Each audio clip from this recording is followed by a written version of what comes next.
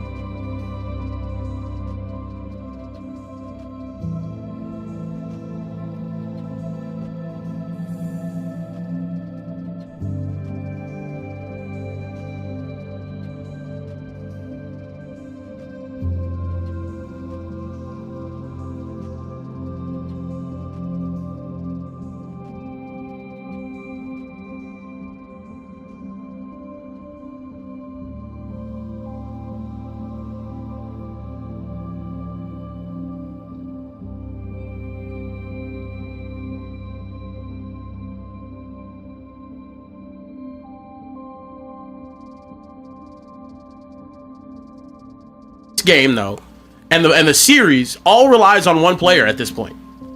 Stephon Castle. Stephon Castle tonight had 9 turnovers. Oh my God, that's 20 turnovers in 2 games. And I'm telling you right now, too many of them down the stretch whenever the game's close. When the Spurs cut the lead to 4 after being down 10 at one point, you end up getting that lead down. I have the ball. We have an opportunity to have a possession. He throws the ball out of bounds. Too many turnovers, just far too many turnovers. So I think if he can't clean that up, at least at some point during the series, I think they're gonna have trouble winning it. That's where De'Aaron Fox gonna come in. Here's the thing. Yeah. If you're the Spurs, you should feel great right now because you won game 1. Yes. And then secondly, you had 21 turnovers in game 2, and you still had the opportunity.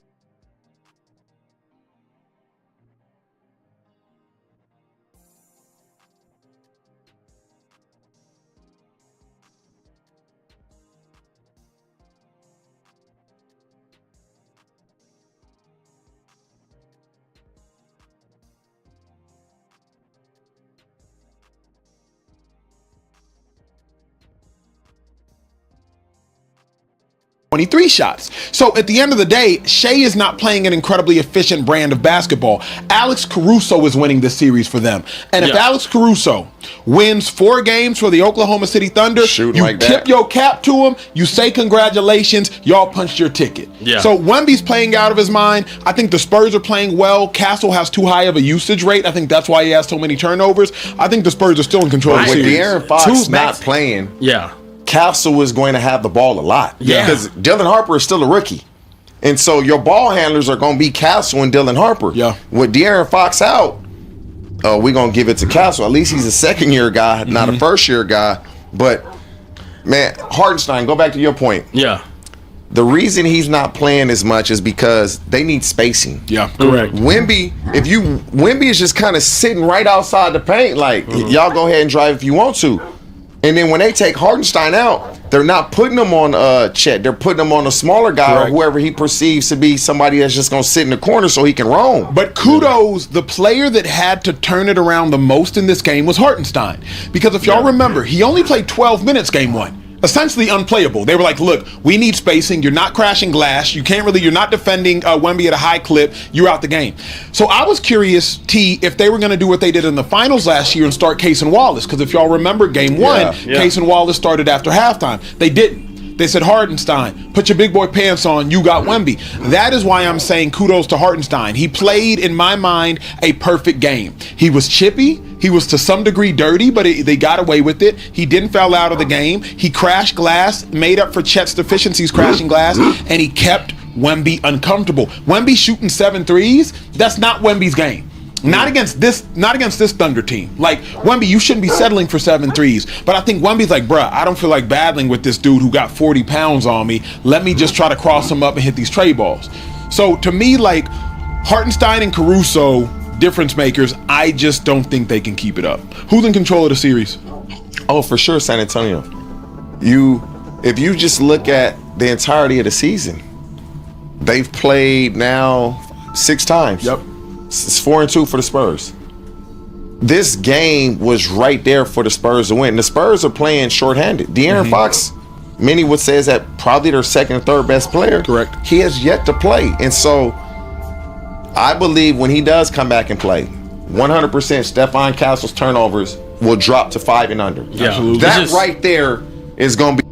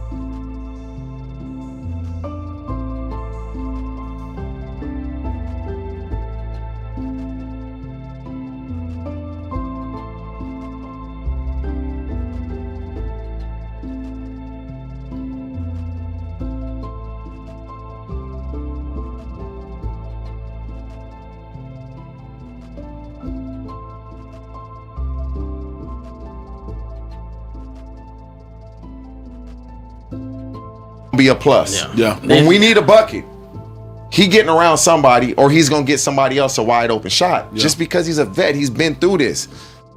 By trying to unite all the... He has yet to play. And so I believe when he does come back and play, 100% Stephon Castle's turnovers will drop to 5 and under. Yeah. Absolutely. That right there is going to be a plus. When we need a bucket, he getting around somebody or he's going to get somebody else a wide open shot. Just because he's a vet, he's been through this. They need him back in a major way. And I believe now, can A.J. Mitchell do what he did this round, what he did against the Lakers last round, if Jalen Williams is now going to be out with his hamstring injury? Can you now give us that same production that you had against the Lakers? Yeah. Because if you do that, Oklahoma City, they can still win this series, and you're going to make yourself a lot of money. Kieran, before we get to Super Chats, who's in control of this series? I'm going to say the Spurs are in control of the series. They went on the road. They did what they were supposed to do against the top seed. They split it. They need to go back home and win 2 games now. But I'm telling you right now, they need De'Aaron Fox back because 42 turnovers in 2 games, That's not going to do it. crazy. Not going to do it. They're not going to be able to keep having 21 turnovers in a game and be able to win the series. I just don't think it's possible. So, got to protect the ball. We got 3,000 people in the speakeasy. We're going to clap for that. Let's clap for that. Let's clap for that. Clap for that. Quick 3K. If y'all just tuning in, hit the subscribe button. Pour yourself a drink. You may have had a long day. You may have already had a long week. Hit the subscribe button. Hit the like button. Push us further into the algorithm. Pushing us further into the algorithm helps support the show. So if it's your first time tuning in, we're here for laughs. We're here for vibes. We're here for a good time. TJ Hushmanzada in the building. And we have some breaking football news that Kieran's going to get us to. Yeah, now breaking news out of the National Football League. Aaron Rodgers has told reporters he will retire after this upcoming season with the Steelers. Fellas, Aaron Rodgers, after I don't even know how many, I think it's his 22nd season. He's going to be 42 or 43 years old heading into this next year. How do we feel about this being Aaron Rodgers' last season? And do you expect maybe a fairy tale ending for Aaron? Aaron Rodgers, man, is one of the top 4 to 5 quarterbacks to ever play. Aaron Rodgers has changed the way all these young guys play quarterback position, how they throw the ball. I see it all the time. I'm out there with these quarterbacks. They all want to throw the ball how Aaron Rodgers throws the ball. Like that, his mark on football will forever be there, that imprint. Because all these quarterbacks that I see in high school, college, they come out want to throw the ball like him. So congratulations on a great career. Now, swan song and storybook ending? No. No. And you know, I don't be mad at me. I'll be in Pittsburgh in a couple weeks at the facility with the players. And so, you know, I just call it how I see it. Yeah. I believe they have the 3rd best team in the division. And so now if Aaron Rodgers can turn back the clock, he hadn't, his second to last year in Green Bay was the last time that he played lights out. I believe that was 21. I believe it was. And he's still a very good quarterback. But I don't know if he's at that level where he can just take over games and will them to victory. We know Pittsburgh gonna have a great defense. It don't matter who the coach is, they coach themselves. They're gonna be great on defense. Will the addition of Michael Pittman to help DK, will that matter? Will Mike McCarthy coming in, will that make a difference offensively? Because that's been kind of their Achilles heel, is we're going to play great defense, but we can't really move the ball. And so I wish Aaron Rodgers nothing but the best, but ain't going to be no storybook ending in the division with the Bengals. Yeah, we're going to get to that. I think this season for Aaron Rodgers is going to suck. Oh. And the reason I say that is, I'll never forget, a Hall of Fame coach told me, he said, Acho, the fun is in winning. I didn't know what he meant until I got drafted to the Cleveland Browns. We went, I believe, 5-11 my rookie season. I was like, oh, this sucks. The fun in sports, it's not in practicing. It's not in weightlifting. It's not in training. It's in vibing with your teammates, and it's in winning. You don't have fun when you lose. I don't anticipate the Steelers winning a lot of meaningful games this year. Can they get to 8, 9, 10 wins? Potentially. Will they win anything of significance or to Aaron Rodgers or Mike McCarthy's level? I don't see that being the case. And you know what it is for me, T? It's hard for me to watch people get older.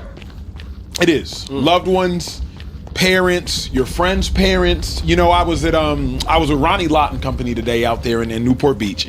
And for those unfamiliar, Ronnie Lott, one of the greatest safeties of all time. And he was just a top 5 all-time safety. He top 3. Top 3 all-time safety. I was up for the Lott Award in 2011. I hadn't been to Newport Beach since for that place. And I looked at an old picture of me and Ronnie Lott. Ronnie Lott still had the muscles, traps, shoulders, you know what I'm saying? Could go stick somebody right now if they came across the middle.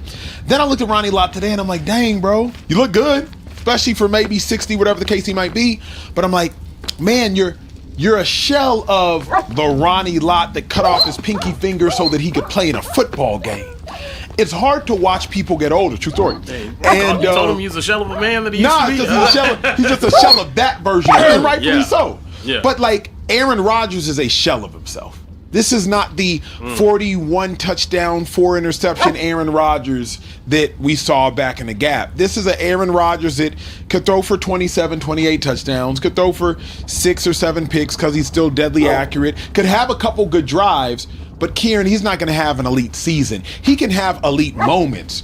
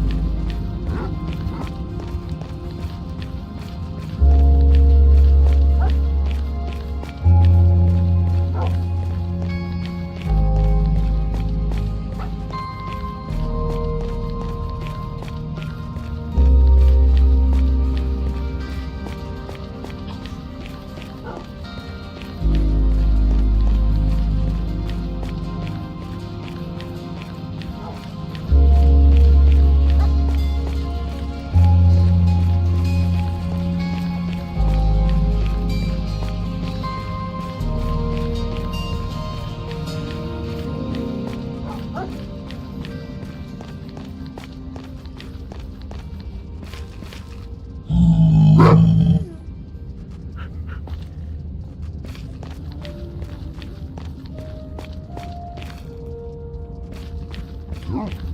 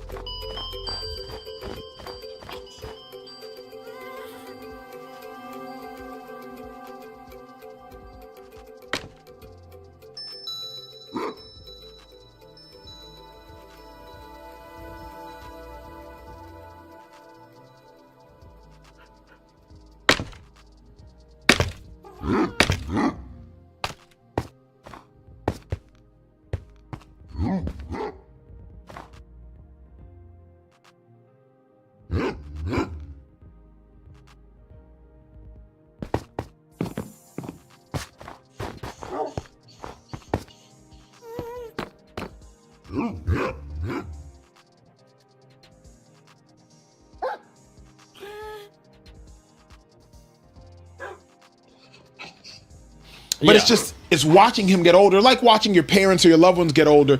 It can be difficult. I think watching Aaron Rodgers has not been sad for me. Really? It's been unfortunate, but it hasn't really been sad. I get it. He's phased out and whatnot. I haven't seen Aaron Rodgers go out there and look like Drew Brees or Peyton Manning in the last couple of years. I haven't seen that. This was a throw from Aaron Rodgers last year. If we could take it, crazy. Let's look at 42 years old. This is him escaping the pocket and throwing an absolute dot dropped by I think Fryermuth here. Unfortunate, but yeah, this is the most gifted thrower of the football that the sport has ever seen, and I don't even think it's remotely close. He is an unreal arm talent. It's crazy. Watching him get older, it's I think for a 42-year-old, this is amazing. He's not.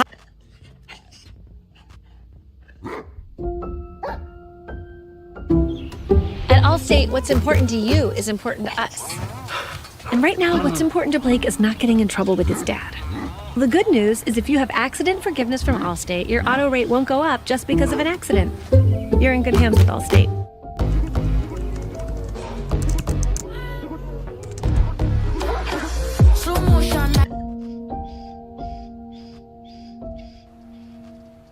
Okay, I see you over there. I see you over there, little math major. Okay. Ooh, Lord, have mercy.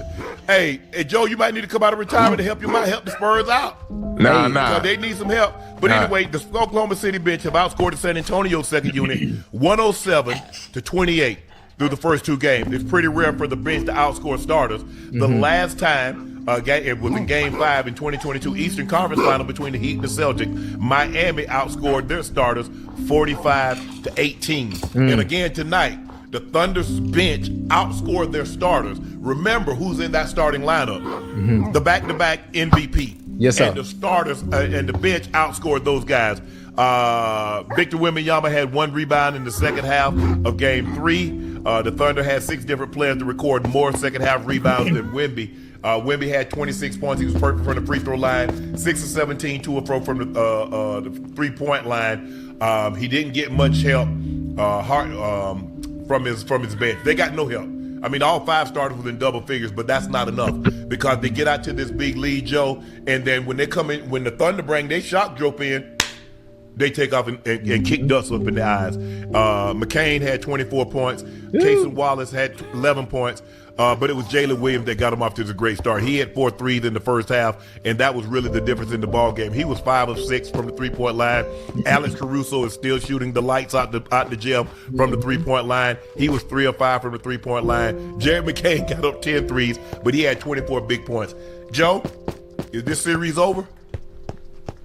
I'm not gonna say it's over. I think the Thunder took back command of this series. They got home court advantage back, fellas. They had to win on the road in order to, survive this series. I think the most glaring thing for me, Uncle Ocho. Yeah. I mean, you talk about next man up, bro.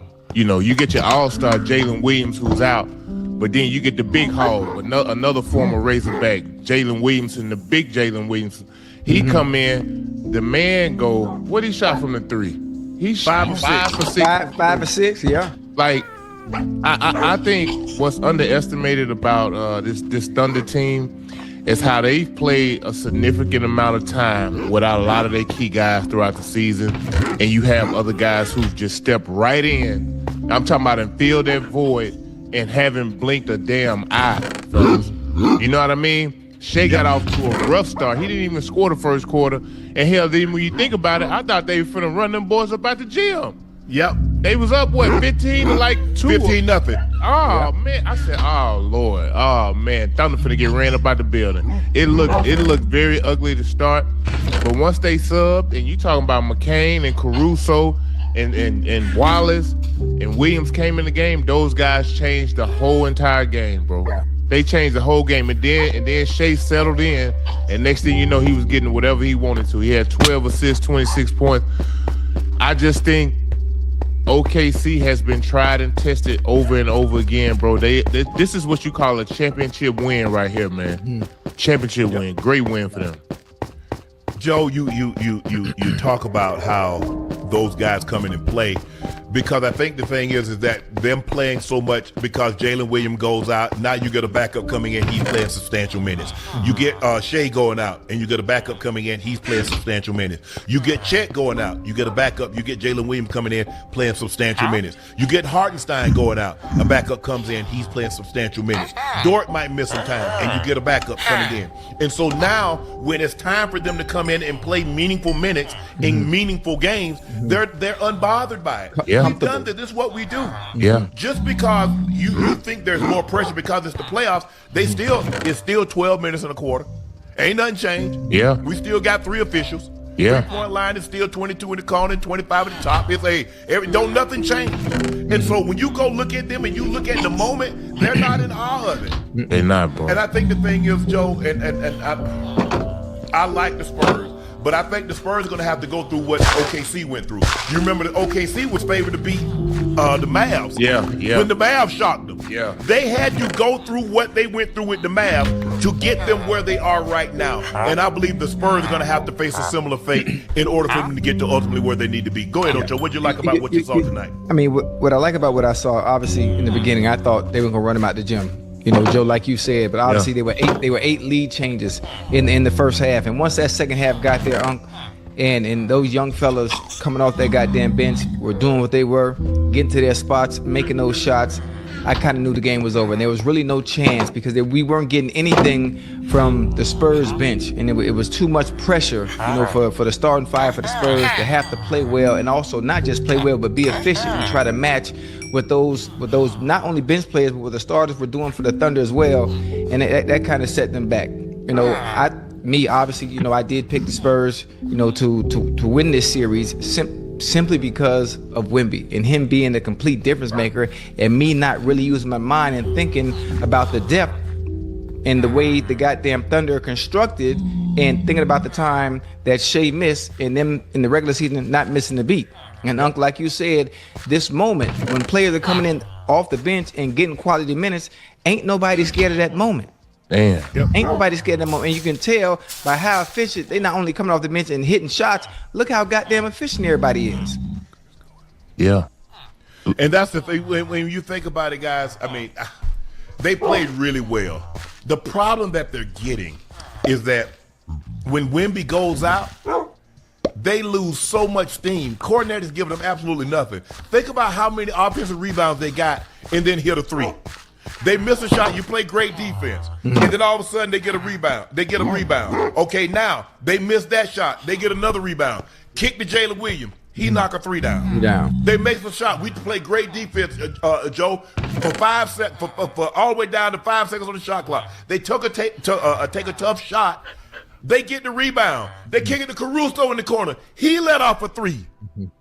That is so demoralizing. That's so debilitating to your team because we can't play any better defense. And the only thing, it doesn't matter how well you play defense. You don't really play defense until you secure the rebounds. Right. That's when defense is done. Yeah. Until then, nothing has changed. Look. And that's where they won the ball game. You look at McCain make big shot after big shot. Caruso make big shot after big Caruso make big shot. And I think the single biggest mistake that Rob Pelinka has made, and he's made some for the Lakers, was letting Caruso out of the building. Oh yeah. I think that is his single greatest mistake that he's done. Because you had a 3-and-D guy, a guy that you developed. Yeah. A great glue guy. Great glue guy. Play outstanding defense. He can play. He'll guard a point. He'll guard a 2. He'll guard a 3. Hell, throw him in there a couple of minutes on a 4 to give him something. He's stronger than he looked. I know he looked frail. He looked thin, but he's stronger than he looked. Yeah. He's not afraid of the moment to take a big shot. He plays defense. Hey, he'll take a charge. He'll block a shot from behind. He's phenomenal. He's exactly what they needed. And when you look at this roster, you get a Jerry McCain. You got a Caruso coming off the bench. You got Wallace. Wallace, second team all defense. Caruso could have been an all defensive player. Yeah. Chet, second team all defense. Yeah. Lou Dort plays outstanding defense. Isaiah Joe comes in and he knocks down a shot. Man, listen. If I'm Shea, you look at the starters for OKC, fellas. Everybody was a minus when it comes to plus minus, except Shea. He was a plus 11. Everybody else was minus. You look at their bench though. They bench plus 28, plus 26, plus 22. Bro, I don't know if it's ever happened like this in the postseason. I mean, Jerry McCain, I think that's a career high for him tonight. But when you look, that's a career high for him also. Yeah. But when you look at it, you thinking to yourself, man, who gonna come along on the ride with me if you Shea? You like, cause you really don't know. J-Dub out.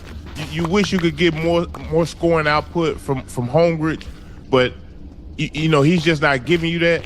And you get McCain come in, he act like he AI out there. I'm talking about getting to his spots, shooting the midi, shooting the 3, being disruptive.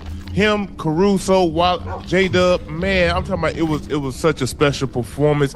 I enjoyed watching it because when you get down like that early in the game, you take their best blow. That was the best blow that San Antonio threw. They trying to get him out of there early. Man, them boys didn't blink, bro. They didn't blink. They stayed with it and was able to fight back in the game. And from after the first quarter, they controlled the whole game, bro. They controlled the rest of the game. Holmgren made first team all defense. Go ahead, Ocho.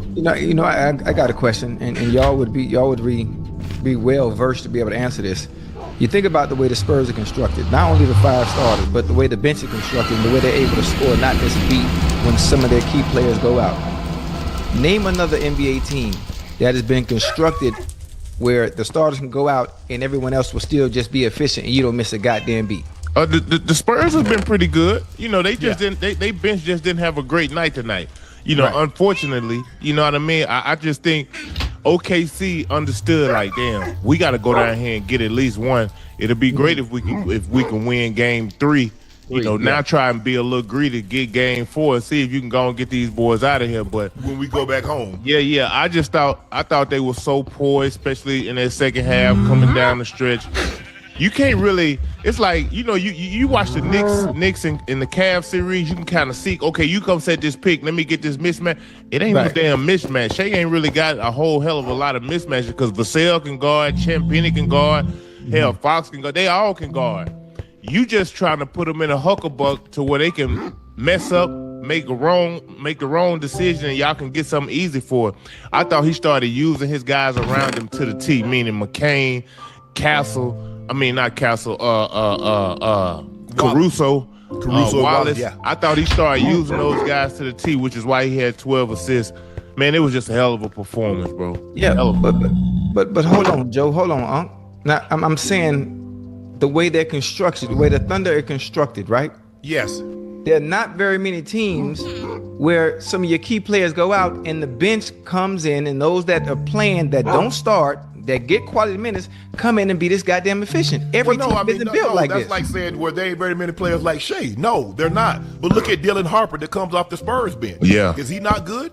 Yeah, Look at Keldon Johnson that comes off their bench. Cornette in the regular season and even in the postseason has been better. He's minus 37 and 33 minutes in the postseason. Yeah. So he's underperformed where these guys, the Thunder have performed or overperformed what we're used to seeing them. So that is the difference. You got one team that's underperforming. You got another team that's the bench is really good, but that's overperforming because if you look at what they're doing to the starters, they got 77 points from their bench.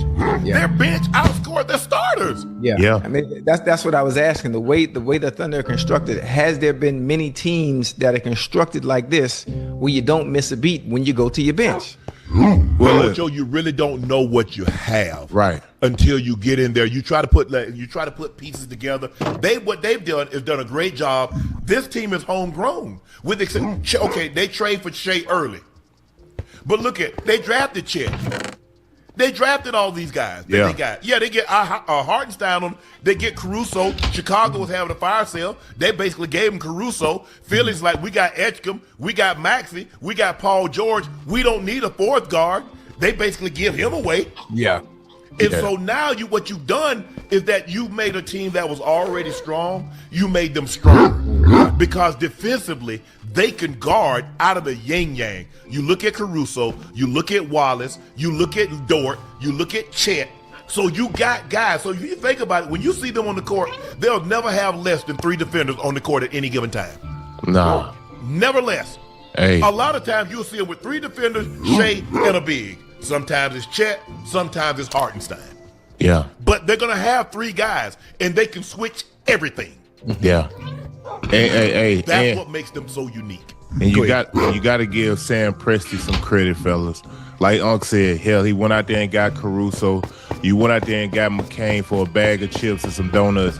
It's like, bro, how? I mean, McCain. I think the aggressiveness that McCain plays with, bro. You know, he understood the assignment, Uncle Ocho, meaning, damn, we need a second scorer tonight. You know, we need somebody to be aggressive because there's so much attention on Shea, and as bad as we want Shea to get loose and break out and have one of these 35, 40-point games, San Antonio too damn good for that. I'm going to just be honest. He had 30 that last game, had 26 tonight. But if they get contribution from these other guys to where they can play above and beyond like tonight, I'm not saying it's going to happen every night. Maybe OKC bench gets outplayed in game 4 by San Antonio bench. But tonight, their bench won them this game, bro. Yeah. Their bench won them this game. And I also thought, Ocho and Joe, I thought San Antonio let their emotions get the best of them. Yeah. You see what happened? Because Caruso, they're taught, I'm not giving you no layups. Nah. I'm going to foul you. Go to the free throw line, you're going to make it. Yeah. If you see on the breakaway, Castle was getting upset. Yeah. You see they foul. He's like, no. You're not getting no layup. You're not getting no breakaway. You're not getting no dunk. You're not going to get this crowd riled up. Take your ass to the free throw line and make them. Yeah. And I thought their message, and you see, they got some ticky-tack fouls. You pick up a foul in the backcourt, and then you get another foul. They picked up 3 fouls in the first half, Joe, in a matter of 20 seconds. Yeah. 3 fouls. Yeah. Now guess what? You got him going to the free throw line. You know Shea, he's going to pump fake you. You're going to get up, and then he's going to jump into you. Now he's going to the free throw line. You looking at the official like, what? No, you fouled him. Right. They did the same thing in the second half. And then I thought they let their emotions get the best of them. Yeah. They're doing a great job. whatever they decide to say, look, Wemby is an outstanding player, but 24 rebounds. They got a body on him every time. That's why he only got 4 rebounds. Yep. It's not his lack of effort. Yeah. Go look at him when the ball goes up and see won't somebody find Wemby. Yeah. You're right. It might be Caruso, it might be Wallace, it might be Shea, it might be Chet, it might be Hartenstein, but they're putting a body on him. Yeah. Ain't no free runs to the basketball, bro. Sorry. Nah. Hey.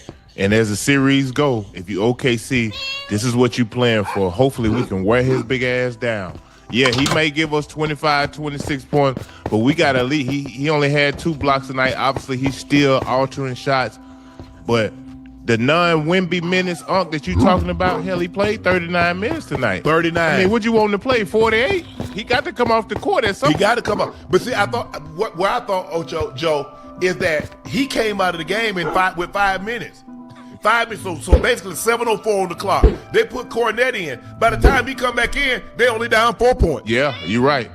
And now I'll give you everything I got, Ocho. You know what I'm saying? We got 3 we got 2 first. We got Ocho done gone off. Ocho got 105, 2 touchdowns. Corey Dillon done rushed for 84 yards. He got 2 touchdowns. Like, ooh, you look up at the clock like, damn. We only up 3 points. We done did all that. We only up 3 points. Right.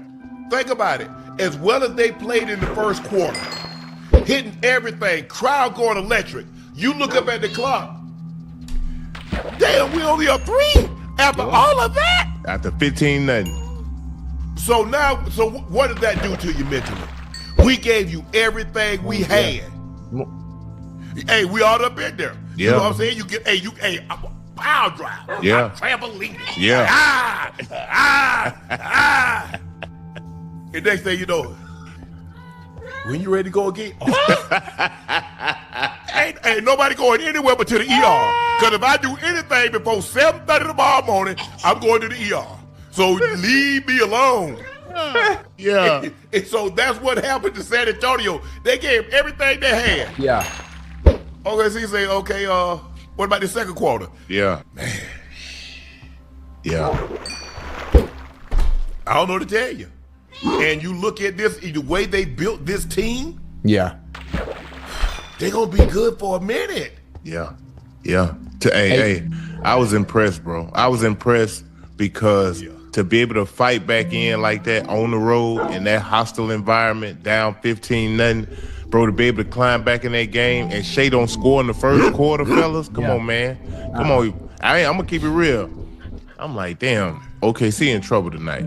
They in trouble. But you had guys step up and play big, bro. Damn. Hey, in game 1, Cornette played 9 minutes. He was -9. He played 10 minutes to game 2. He was -10. He played 6 minutes tonight. He's -18. Cornette. Yeah. Game 1, he played 9 minutes, -9. Game 2, 10 minutes, -10. Game 3, he played 6 minutes, Joe. -18. It say He's he going in played, the wrong direction. It say he played 12 minutes. Well, that's too many. That's 12 too many. Yeah. 8. Yeah. So however many he played, that's too many. Yeah. He non-existent. You know what I mean? He don't clog up the paint how Wemby does. Like when Wemby down there, it's like they're a little reluctant to even go to the cup. You know, you see a lot of them guys shooting middies, shooting floaters, things of that sort. They want Wemby off the damn floor, man. Hey, They do, yes, absolutely. If Wemby ain't in the game, I don't have to second guess none of my decision making. Let's get right to it. Yeah. Hey, bro, they look at Wemby like the devil. Well, if the devil ain't home, I'll drive through hell. every time. Hey, Ocho Joe, he ain't home. Yeah. What I care about going to the Cornette? Right. Man. Hey, them Joe going out of the lane like this here in the lane. Yeah. Hey, and you got to look at something. Hartenstein and Big Jalen Williams, they 2 totally different bigs. You know, they both play hard. J-Dub, Big J-Dub, he gonna take charges. He ain't fly. He ain't gonna be blocking no shots. But man, you talking about somebody who can stretch the floor and make the defense be honest. That's what J-Dub does, bro. You got to play him honest, Joe. Yeah. Because he ain't. he ain't going down there. Nah. He ain't going past the 3-point line. Nah. So nah. if Wemby, so basically you like, I don't want Wemby to guard him because he ain't gonna come down there and Wemby ain't gonna be no factor at the top of the key or sitting in the damn corner. Right. Yeah. And then you go to help, and everybody knows the guy, when he's on the court, the guy is gonna help off of him. Yep. Yeah. Because and guess what? He just gonna sit out there with his feet set Yeah. and let it fly. He did his job tonight. Hey, the bench mob won them this game. Now we'll see what type of adjustments San Antonio make. But hell, man, I hope they make them, Joe. what kind of adjustments you think they're gonna make, Ocho? I mean, I don't know what the hell they could do, honestly. I mean, what else can you do outside of your starting five and those who are scorers? Castle, being a little more efficient. He was very well tonight. He ain't had no turnovers. Castle ain't having no turnover now. Darian Fox coming back. He went out again. He hurt his ankle again. So I'm not sure what that's gonna look like. But obviously, you want, when some of your starters go out and they got to get a little breather, you want some more from your bench. Joe, my bench got to give me something, because if the damn Thunder bench playing the way they playing, I mean, you got to match Imano for Imano. If they do, if the bench is playing that well, somebody gotta give me something. Well, man, you got to look at it. If Dylan Harper is hurt, he banged up, and he can't give you that 100%. Yeah, OKC got thoroughbreds in that second unit, bro. Yeah. Ain't nothing wrong with them boys. They can do everything. They can guard. They can shoot the three. They can play make. They got everything, dog. They got everything. And the thing is, once you get to this point, and the Thunder said, we're not gonna let you half-ass come out here and think you're gonna do anything. Right. We're going to attack you. Yeah. It's like on the Serengeti. The old and the injured get eaten first. Yes, Every sir. time. Yes, sir. So I'm coming at you. Yeah. Yeah. All they do is start and okay with the pack. Oh, you young. I got you. He injured. Ball hurt. He limping. They looking at Dylan Harper. They're looking at Fox. They injured. Yeah. Yeah. I'm on that. Hey, you know what? Even though the game looked tonight and it was in the Thunder favor, I still got the Spurs. I still got the Spurs going to 7. This ain't nothing but a goddamn 12-round boxing match, And right now, round 3, the Thunder got round 3. We gonna let them have that. Yeah, I don't expect you to switch up, bro. I expect for you to stick with your guns. You know what I mean? Yes, sir. Yeah. Yes, sir. Listen, I ain't been wrong all playoff long, Joe. It's just a minor setback. That's it.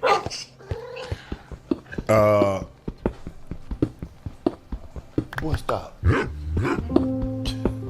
I'm feeling good tonight, Joe. I'm just and Fox, he hurt that ankle again, Joe. Yeah. Hey, he got about 37 braces on his damn shoes, man. Yeah. Hey, he wearing them damn Under Armours. You see Steph Curry done got out them damn Under Armours? Hell yeah. He wearing them Under Armours. Get up out them too. Better get up out them bricks. Hey, I understand that they pay you some money, but what good is that?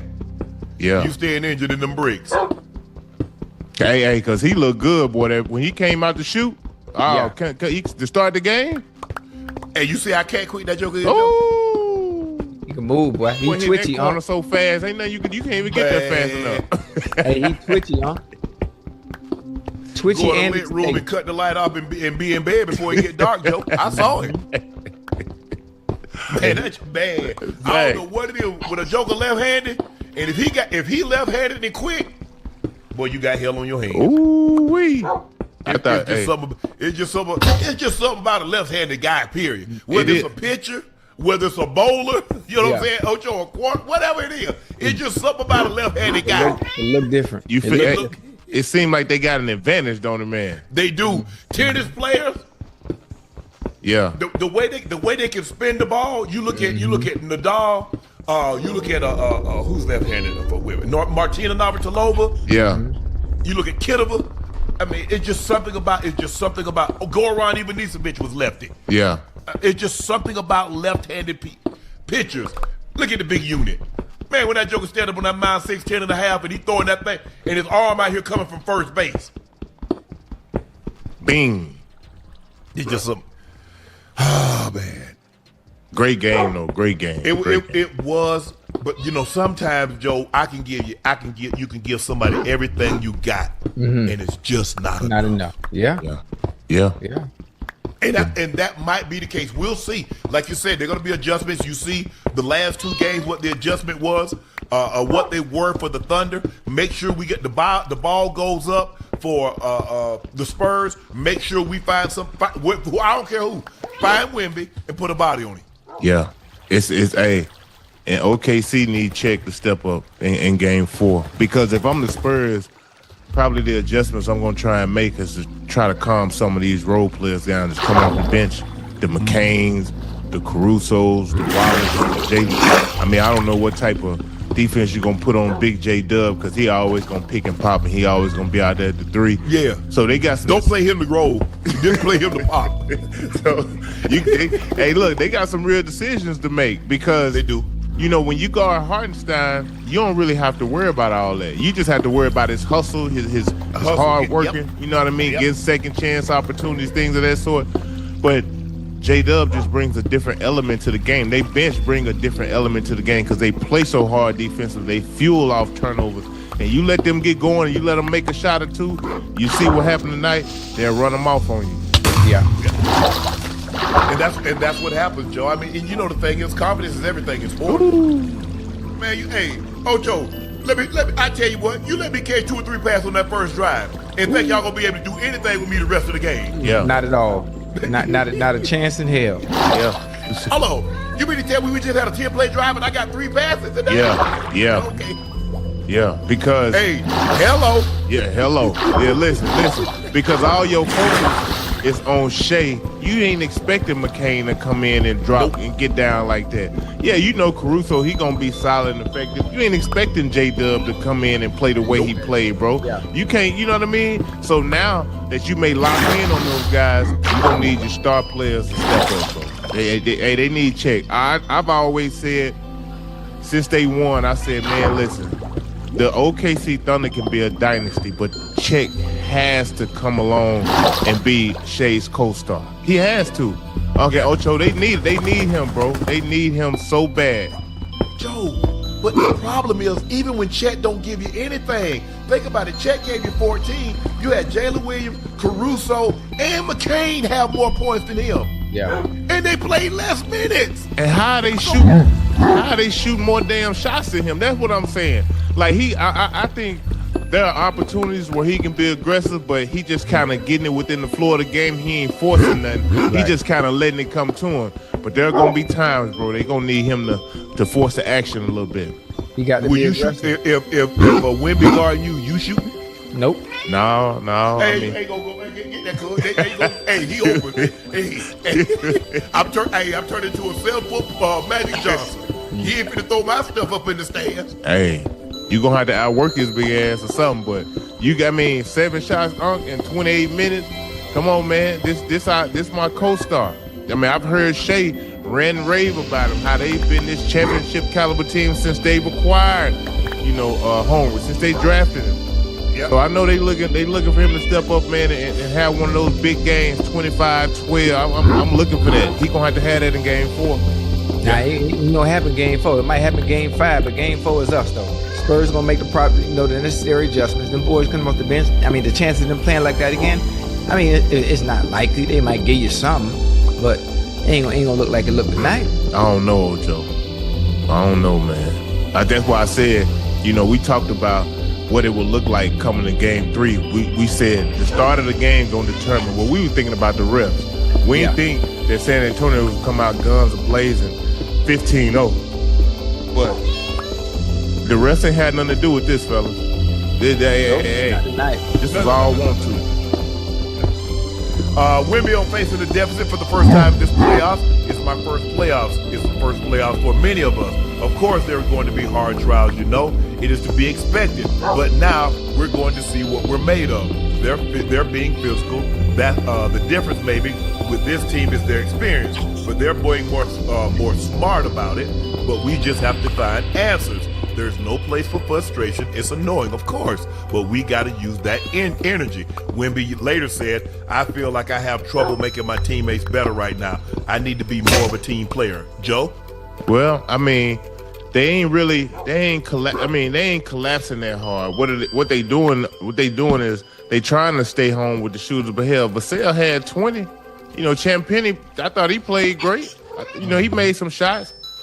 Castle went 1 for 8. I think that kind of hurt him. You know what I mean? I did too. And I think the thing that you have with Castle is, if he has the ball in his hands, Uncle Ocho, he can kind of find more of a rhythm. I know he's turnover prone, but when he playing that 2 spot, you know, he don't get to handle as much. I don't really think he hadn't been that effective. You know what I mean? Yeah. So I think he has to figure out his happy medium in that way. But I don't think Wemby has to, you know, put too much on himself. Hell, he's doing what he can do. Exactly. I mean, hey, bro, you gave us 26 tonight. You shooting 50% from the floor. You was aggressive because he got to the free throw line 10 times. Castle got to the line 14 times. They shot 33 free throws. They turned the ball over 15 times. They probably need to be down there somewhere around 8 or 9. But I don't really know because he makes them better just by him being on the court, Joe. Absolutely. His presence alone. That's it, Ocho. That's it. Him being on the court makes them better. Yeah. Because he draws so many eyes, so much attention. Hey, but you look in that Minnesota series though. When Castle played great, they hard to beat, fellas. Yes. They hard to beat. I'm talking about when he doing a little bit of everything, it's hard to beat him. Even in OKC, them first couple games, they wasn't getting blown out. You know, they won one and lost one. Yep. I just think with him being, you know, 1 for 8, it's gonna be hard for them to win because Wemby gonna give you. He gonna give you what Wemby's gonna get what Wemby's gonna get. Now, if he get 40 something, if he get 40 and 20, hell, it's gonna be hard to beat him. But you could live with this 26, 27, 28, and you know, a few rebounds, you know, a few assists, and you keep the rest of these guys at bay. You got a great chance of winning, bro. I think what we have to remember is now, OKC a hell of a defensive team too. Yes. You know, I know Wemby got out on him in that one game where he had 41, 42. 41 and 21. Yeah. But outside of that, you know, they're a hell of a he averaged. What's Wemby averaging? Joe, Wemby probably averaging 32 and 13 in this series. Yeah. I mean, That's at crazy. least 32 and 10. I mean, 32 and 10. Yeah. He had 41. I think he had 27 the last game. He got 26 in this game. Yeah. So he in 33, 34 points a game. Yeah, absolutely. He's probably averaging 9, 10 rebounds a game. He's probably averaging 3 blocks a game. He's never going to be an assist guy. That's not what he is. We understand that. But damn, he's going to need somebody to come along with him, just like Shea. Go look at the Lakers. Shea really had one outstanding game. That was the last game. Yeah. But the other 3 games, he had a lot of guys coming along with him and was aiding him. Yeah. That's what Wemby is going to need. You know what? I like what he said, Uncle Joe. That's what you want to hear from your goddamn leader after a game like that. We gonna see what we made of, and I need to be able to do more. There's really not much more he can do himself. Yeah. And just like Unc said, Joe. But everybody else got to show up to the party. They do. When we got his ticket into the party, shit, y'all got to. Hey, He's averaging 29 and 15. Ooh. Damn. And he's shooting over 50%. I mean, look at OKC starters, bro. They ain't play worth nothing tonight. I'm just gonna keep it real. I mean, you look at Joe, AJ Mitchell. hey, Joe, what New Dork gave you tonight, Joe? What, donut in 23 minutes. But, you know, it really don't surprise me, Ocho, because he ain't gonna do a whole hell of a lot of scoring. You know, Except he gonna on play, defense. Except on defense. Yeah, he gonna play hard defensively, you know, be disruptive. So that donut don't really surprise me. I think when you look at it, you see how great AJ Mitchell was against the damn Lakers. It's just a different story, bro, against the Spurs, man. Because they defenders now look at him like, boy, he looked like James Harden in his prime against the Lakers. The man had 2 points tonight. Yeah, he ain't really got off of this. Defend. Yeah. You got to be you got to be really good to shake these guys because everybody can defend. Everybody, bro. It don't matter who you sit that damn pick with. They gonna sit down, they gonna switch it, and they gonna guard. And that's what I love about the Spurs, bro. I love how they play. I love their togetherness, their grittiness, and they gonna be a scary team in years to come. But OKC still got some work to do. Yes. Going back to Jerry McCain, Daryl Morey traded McCain. Morey said, I'm quite confident we're selling high on McCain. Obviously, time will tell. 3 months later, he dropped 24 points in the Western Conference Final to lead the Thunder to a Game 3 victory. McCain has scored more points in the conference finals than the last 6 76ers lottery picks combined. Did the 76ers make a mistake? I'll go to you first, Joe, and then you, Ocho. I think it was a blessing in disguise for McCain to get hurt, because by him getting hurt, Ocho, obviously, you know, they drafted Edgecombe. He comes in on fire, young phenom. You thinking, I ain't gonna lie, hell, I probably would have traded McCain ass too. You know what I mean? Just to keep it 100, you know. Yeah. I'm gonna be honest, I ain't really see this. I know he had a great spurt his rookie year with Philly. Yeah, Joe, wasn't that enough? I mean, that wasn't enough to show you, Joe, that like, hey, this kid pretty good. Mm-hmm. But damn, look at all the guards. We got Maxey, Edgecombe, we got Grimes, we ain't really got no. Where you gonna play at? Maxey playing 40 minutes a night. Yeah. But my thing was, Joe, based on what I had seen, but I guess because it was so guard heavy, you had Ace Bailey and you had Dylan Harper and you had all these guys, Edgecombe coming out. And so I guess it really didn't give you a whole lot of choice because it was the top of the draft was so guard heavy. Yeah. So you had to take a guard. So in that aspect, I can see what I agree with you because I understand who's the first. Okay, it'd have been great if somebody would have been dumb enough to pass on Cooper Flag, and you could take Cooper Flag, but nobody was going to be that dumb. Nah, right. Hell no. So now you got Edgecombe, now you got Dylan Harper, now you got Ace Bailey. Yeah. Look at basically the next 4 or 5 selections were guards. Yeah. So Philly was in what we call a hucklebuck. They had to. I just felt, they ain't get nothing back from him though. They just traded him for real talk, like 2 bags of chips. They ain't getting nothing for him. Yeah. And you know when that happened, Uncle Joe, when they trade you up for a bag of chips, they don't really value you. They don't really think you are who you may think you are. Yeah. Well, then you got to come out. Then you got to come out. You got to come out and play like this. Yeah. You have to come out electric. You have to come out determined. Because you like, damn, they gave up on me. Hold on, I'm gonna show them. I'm gonna show them where they messed up at. And he's played like that. You can tell in his interviews when he talk. Yeah, he's even said things about being in Philly. He gonna make them pay. He gonna make them. You know what I mean? That's what you should do. Yeah. Expect. He was like, when Shea shot that shot in game 2, he was like, hey, Shea, looked over and said, shut up. He called him by name. I'm in the middle of the shot. Hey, listen. Shea Shea was looking for his ass tonight, though. I tell you that. He sure was. But I told you, Joe, the Lakers had that lead in the 4th quarter, and dude came in and hit 2 big threes. Yep. And then he hit one Hartenstein, maybe it was Hartenstein or Chet had set a pick behind the 3-point line. Yeah. And he just turned and let it. I was like, yeah, it ain't looking good for us. I say, cause if a bench player comes out, if Shea hits that shot, I ain't giving it a second thought. I was like, oh, that's Shea. Yeah. But you talk about a bench player coming off and hitting a 25, 26-foot 3 off a pick and just lets it.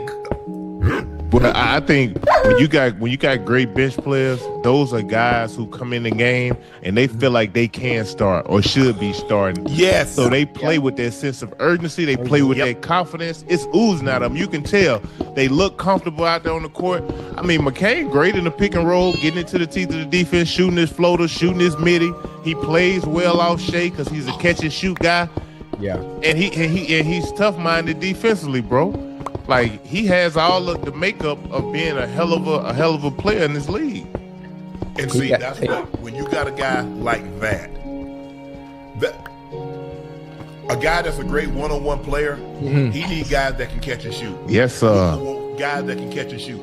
LeBron wants guys that can catch and shoot. Yes, sir. Harden wanted guys that can catch and shoot. Steph, that's why he and Clay work so well. Yeah. And when they got Kevin Durant, so now you got 3 of the all-time great shooters. I wish you would help off either one of them and see what happened to you. Absolutely. Because go ahead, Ocho. Now I was gonna say, you could tell Coach and his teammates also believe in him and gave him that green light. He Yeah, put up, shot 21 times. 21 times tonight. Shea only shot 17. So you know that he got the green light from somebody. Once you get in there, man, do what you do. Don't even think about it. You have to be a great complimentary piece, bro. When you got a star player who demands so much attention like Shea, you need these other guys around him who are not indecisive on what they're going to do offensively, whether it's shooting or driving to the basket. You need guys who make quick decisions. It's like a quarterback, Uncle Ocho.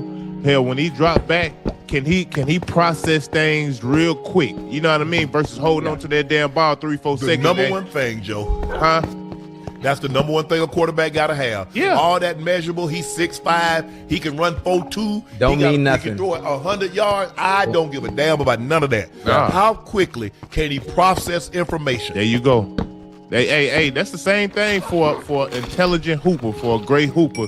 It's how fast can he process what it is that's going to happen. Because you don't really have predetermined moves. You run a pick and roll, hell, you don't know what's going to be open. You know what I mean?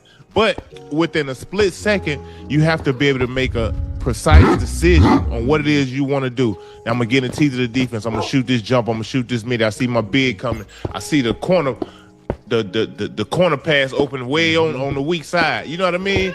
Like, those are all reads that a point guard or that a guard, period, has to have in this game.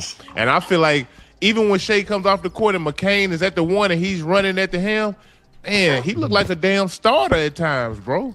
Yeah, he does. That's funny. You know what, Joe? And what makes it different? Now, I can't really explain it in basketball terms, but I can explain it in terms of football. Like Unc was saying, it's really important if you have someone that can read and react. It's all about reading and react. There you go. Being able to improvise. Now, you know what's supposed to happen when you run a certain play, but being able to improvise when something that you don't expect happens, and being able to redirect and make those decisions really, really fast, no matter what, with no hesitation, is what makes some people great. Yeah, absolutely. Because Ocho, we call plays based on what we think they're gonna run. Gonna do, yeah. Now, what happens if they don't run the defense that we think we gonna get, Ocho? You got to be able to adjust. Quarterback, what you gonna do? Got to. I know we expected them to run. I understand we expect them to go single high safety. Yeah. But they run quarters. Now, what you gonna do? Or they run quarter 7. They run cover 5. Cover 2 man under. Or they run cover 6, and they kick it. Yeah. Quarter, half, and they kick the front side. Yeah, got the. So now what do?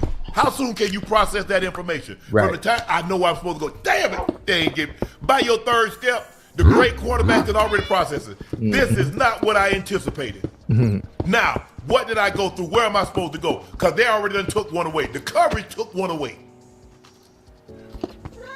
The sooner you understand that they taken one away, and now one, I'm going. Now Ocho, TJ was one to begin with. Yeah. Now Ocho's one. Yeah. The tight ends 2. Back, here you go. And you got to be As a point guard, like you said, Joe, are they gonna trap me? They gonna blitz me? Is he gonna show? Is he hedging? What's he gonna do? Right. But I can't be thinking about that. Hell no. I got to see it. And the really good ones can tell before it even happens. It happens. Yeah. They see plays and they see them unfold and develop in real time. Meaning, it's not a lot of guys who can read and react, Ocho. You know what I mean? That's an attribute that a lot of the greats have, bro. To be able to do that on the fly like that, especially when you got teams mixing up their coverages. Sometimes they trapping. Sometimes the big is in a low stance. Like, you have to read and react and be able to process all these things. And I think obviously OKC has that. Just a true championship team, bro, from top to bottom. I mean, I don't know who else outside of the Spurs really who has a bench like this who can come in and change the entirety of a game, bro. Nope. Ain't Nana. Golden State bench was like that. When they bring in Iguodala, they bring Livingston, and they had Leandro Barbosa. And they had all those guys, and they just come out in waves. And like I said, we saw this with the Lakers. They were down 5 points. Shea goes to the bench. When he checks back in, they're up 9. Yeah. We see this. He gets in foul trouble. Okay, and guys look at it as an opportunity. this is our opportunity to show, because I keep telling guys all the time, you're not only trying to impress your teammates, you're trying to impress other general managers. There you go. There you go. Because OKC ain't the only one that got a payroll. There you go. There you go. There you go. Guys need to understand that. And everybody doesn't have basketball IQ, Ocho. We know that. You ask a guy, bro, why you, man, I thought, what you mean you thought? So how long you think the quarterback got? You think this 7-on-7? That he can sit back there and just pat the ball like this here and let you run whatever route you want to run? Right. Ocho, we had a guy one time, I ain't gonna call his name, but we had a guy, we doing one-on-one. Yeah. You know what he asked the coach? He asked the coach, what? Coach, what you want me to run, a man or a zone route? N-word, it's one-on-one. What you mean, a man or a zone route? I said, Coach, don't put that man on the field with me. He literally asked the coach, it's one-on-one. They got you and the DB sitting right here. What you want me to run, a man or a zone route? Yeah. Yeah, that's funny. But man, but you wonder why, and people, and like when you around it and you listen to guys talk, and they be in the game, it's like, okay, what you see? Okay, what happened to you?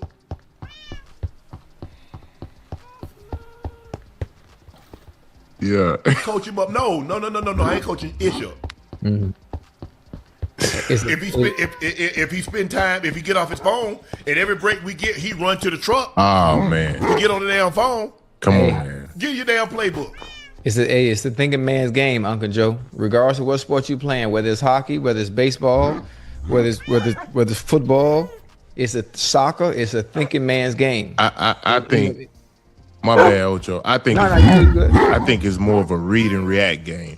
Meaning like in basketball, you can't have predetermined, decision making, bro. Mm-hmm. You have to be decisive of what it is the defense is doing. You have to read and react off the defense. Okay, we come down, they in a damn zone. Well, we have to run a zone offense, so we have to do something to get them out of that zone. If they in man-to-man, obviously, pick and roll or, run down picks, or we run a flex, something to kind of loosen up the defense. But it's hard to play. I would figure, I only play basketball. To be able to play any other sport, and you going out there predetermined on what it is you already want to do. No. You have to read and react of what the defense is doing. You know what I mean? Yeah. Basketball, that's essential. Yeah, because the thing is, Joe, Coach would ask me say, was 84, why'd you do that? I say, because when you drew it up on the blackboard, that guy didn't move. That X at all. Yeah, I promise you, I'd have ran it just like you drew it up. How you explained us to do it in practice and then walk through. Yeah. I'd have did it like that. Yeah. But it just so happened that mofo moved. I love doing that. Hey, Uncle Joe, you come out that huddle, they call the play, Joe. Yeah. Let's say, just for instance, for hypothetical sake, I got a curl route. Yes. I coming out that goddamn huddle, Unc. I have in my mind on how I want to run that curl. I'm envisioning it already, playing it in my head coming out the huddle. Now, once I line up, based on how you play me, Unc, I got about 3 or 4 ways I can run that goddamn curl. Yeah. Let me take it down to 3. Let me take it 3 different ways. And if he's off, if he's head up, if he's outside, if he's inside, I got ways to run it. Now, when that ball snap, if we happen to move or they happen to rotate, then I got to be able to think on the fly, Joe. Yes, sir. I can't hesitate. My quarterback got 2 seconds. Yeah.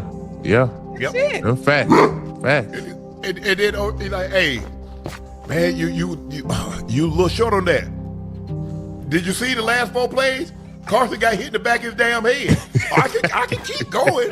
I can get to 12.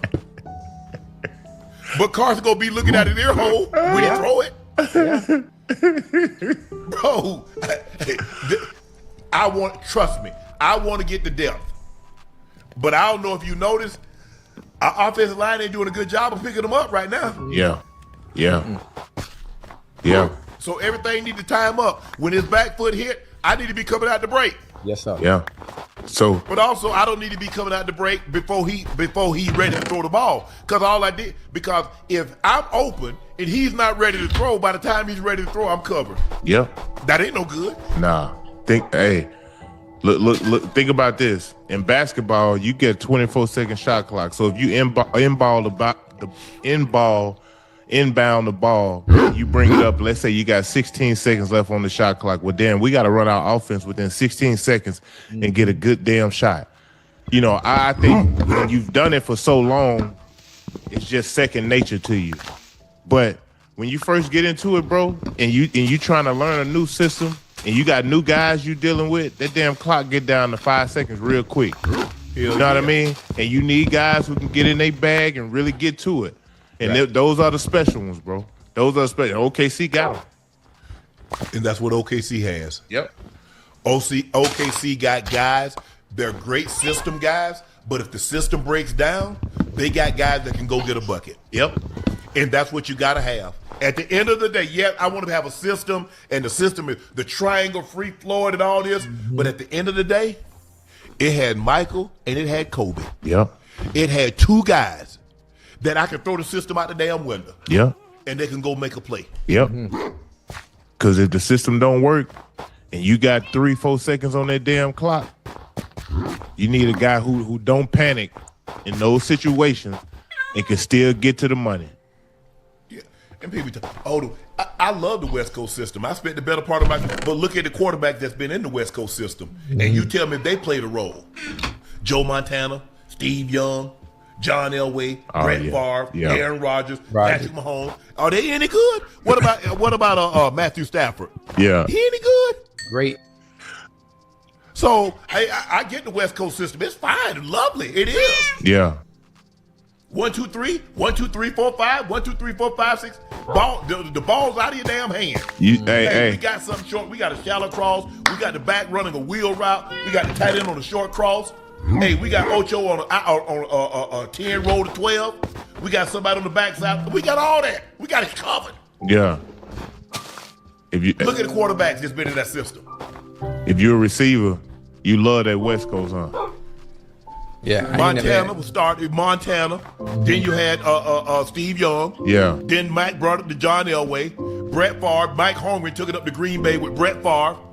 Then he left, and then you had Mike Sherman. Mm-hmm. And then you had what's the guy's name? Mike McCarthy. Yeah. So he had Brett Favre and Aaron Rodgers in that system. Guess who else in that system? Patrick Mahomes. Yeah. Guess who else in that system? Matthew Stafford, Donovan Mitchell, Jordan Love. Hey, Joe, I ain't never had an opportunity to play in that, boy. You ain't playing the West Coast? Nah. What you playing there, Ocho? Dude, what that was? Just traditional, huh? Traditional, yeah. Oh, they done cheated, my boy. They cheated. No, they ain't cheat me, Joe. I was out there getting to the chicken, Joe. You hear me? Yeah. I was. And so it's just, man. It's just it might be a situation where sometimes the guy just too damn good. Yeah. And that's okay to say. That's okay to say. And it might be a situation we'll see. The Spurs got to bring everything. They got to throw everything they got at them. They're going to have to play harder, man. You know, I know. And smarter. It's cliche, but I just feel like ever since that game 1, OKC has been different. Obviously, the physicality has been there, and they've been precise on what it is they're trying to do. We got to take Wemby out this damn game, man. For sure. And I know he averages 20, 29, and what you say, 15? 29 and 15. Yeah, I mean, that's great now, but his supporting cast, them boy, we got to limit them boy. We can't let them get off. Man, I remember playing here for the Hawks. We was playing Orlando Magic. I think this was like 2009. This one, Dwight Howard was Dwight Howard. You hear me? Okay, Ocho. Ocho. When I tell y'all, hey, Superman. Ocho, we had no answer for this man. No, but guess what? Guess what we did? We said, damn it, we just gonna let him get 40 and 20. But we ain't gonna let Turkaloo, we ain't gonna let Jameer Nelson, we ain't gonna let nothing. Them boys gonna have about 5 points, 7 points together. Yeah, right. Cause we gonna stick on there. We gonna let him throw it down there to Dwight every time. He gonna eat. The rest of these boys ain't eating. Yeah, right. And that's how we was able to get up out that series. It's just sometimes, bro, because you can't open up the floodgates with somebody like that. You go to doubling, he kicking it out to his shooters. Yeah, you at his mercy now. Yep. Yeah, I meant Donovan McNabb. I think I said Donovan Mitchell. I meant Donovan McNabb because he had Andy Reid. Basically he had Andy Reid his whole career. That's all he ever known. Yeah. Yeah. Tom Haberstroh did a great piece on Shea and flopping. How often does Shea Alexander fall compared to his peers? You see, on 9 foul, he falls on 187 shots. He fell 20 times. That's almost 11%. And you can see the chart right there. Then with James Harden, Jalen Brunson, Donovan Mitchell, and Victor Wembanyama only fell one time on 164 shots.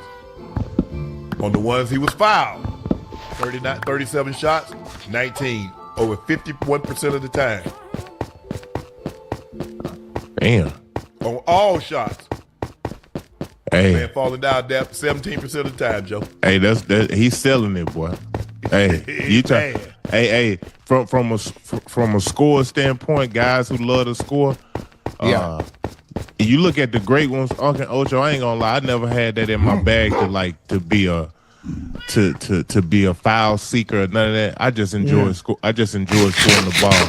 But these guys, this is what you call greedy. You know what I mean? These guys greedy. Hey, they want to score the ball by any means. The boy try and get 30 every night, man. Yeah. Yeah, they ain't playing. So however I gotta get it, you get too damn close to me when I shoot, I'm hitting the dick. Mm-hmm. Yep. Hey, that's an art. That's an art in itself too, though, Uncle Joe. You know, being able to do it, everybody can't do it. Yeah. Making it look like it's a foul. Yeah. I be to hurt my damn self, Ocho and Joe. Yeah. Hitting the flow. Yeah, because you gotta know how to hit the floor and slide. Them guys, them guys, they shoot it and they be sliding with it. Man, I be hitting them one time and damn. Yeah. You got it's knowing how to seek contact, bro. Right. When they get in traffic and they play in a lot of traffic, they understand. They don't panic in those situations. Yeah. They use different bodies to like kind of ping, bang off of. You know, you reach in there, get your arm in there. Here, that's their dream. They gonna be flailing up through there. They got all kind of little tricks and trades, bro. Yeah, it's art to it. It is. It still is. But right now, the Spurs, they're scratching their head. They can't play any better than they played, say, the first 8-9 minutes of the game, Joe. Yeah. They can't play any better than that.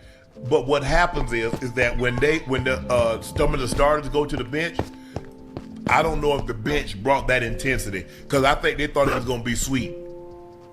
Yeah.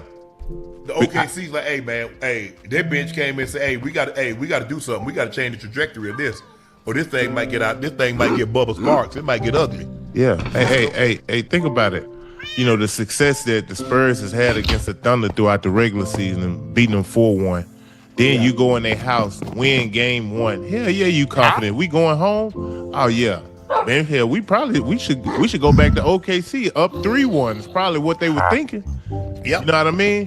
But OKC had they had a different plan, bro. They had a different plan. They had guys step in. I'm talking about play great basketball. Them guys off their bench, they won you this game tonight. SGA was asked after the game about the San Antonio crowd chanting "flopper."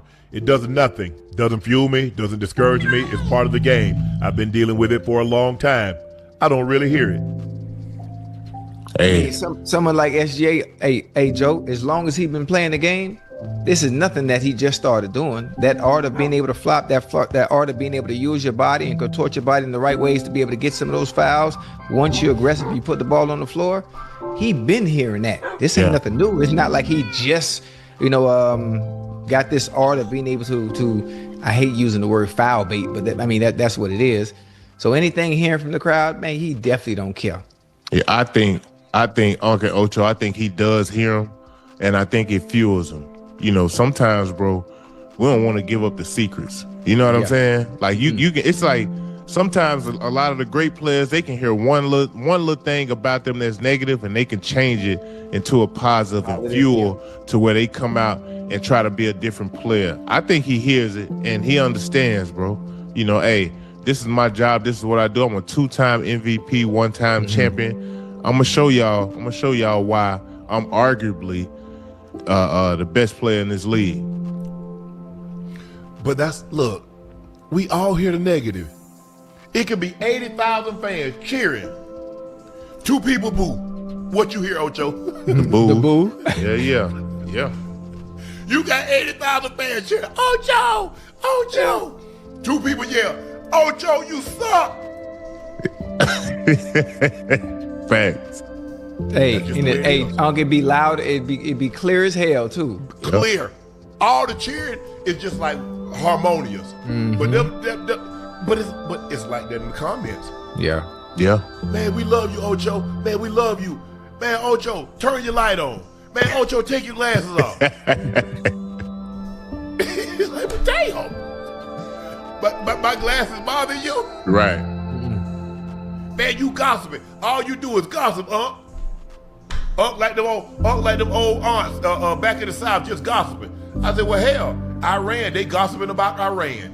They gossiping about Israel and Palestine. They gossiping. Yeah. Oh, that's different. Why is it different?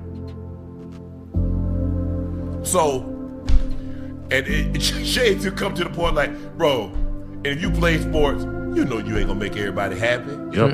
You No, sir. You not. The only difference between now and way back then, everybody has social media. Everybody gonna put out, I don't like Steph, I don't like Bron, I don't like Harden, I don't like Mitchell, I don't like Shea with his foul baiting self, so forth and so on. Now,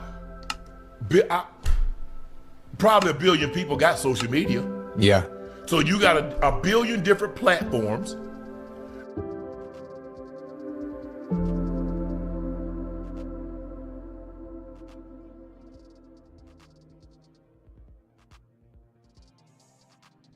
Todd Monkey was asked about the defensive on there. You gonna be on there. You can only ignore it so much, Ocho. And they're about to raise interest rates a damn again. I get you. I know you're gonna be on there. You can only ignore it so much, Ocho. You can only ignore it so much. The only way you can't get it, you gotta put it down. Yep. That's it. But if you on there, I'm gonna get you. I will get you. Todd Monkey was asked about the defensive plays made in practice. A couple of interceptions, a forced fumble. Here's what he had to say, guys. We threw interceptions in 7-on-7, for God's sake. I mean, who does that? There's no pass rush. I mean, it's embarrassing.